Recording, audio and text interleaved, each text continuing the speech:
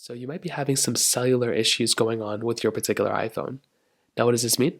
Well, this might mean that you basically have some sort of basically like cell data issues. Maybe your phone calls aren't working. A lot of those things across the board.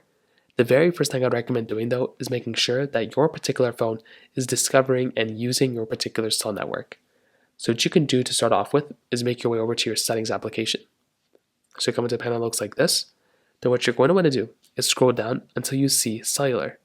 So you should be able to see cellular right here. Go and tap into it, and you should be able to see your cell options that come up right here. So you can see I have my cell options right here. It shows me a bunch of different things.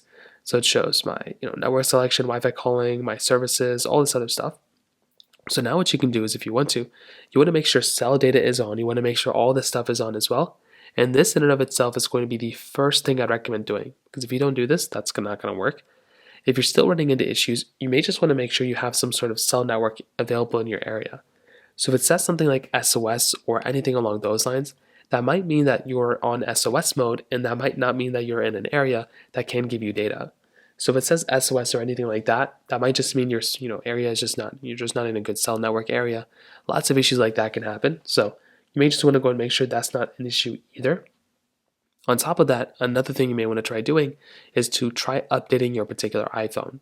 Now, sometimes your cell carrier just needs to send out an update as well, but sometimes if that doesn't work, you may have to go through and actually manually update your iPhone. So make your way over to your iPhone settings, just like this.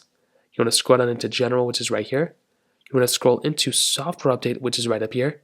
And what you're going to want to do here is basically software update your particular iPhone. For a lot of people, that's probably all you're going to have to do, and that might end up fixing it for you. You can also try restarting your iPhone by holding the volume up button and the power button, slide power off, see if that ends up working, but those are basically the main ways to go and fix this problem. If you have any other thoughts or questions, please let me know in the comment section below. Hit the like button, that would mean so much, but definitely hit that subscribe button. More importantly than everything else, I love every single one of you guys. Hopefully I'll catch you guys in the next video.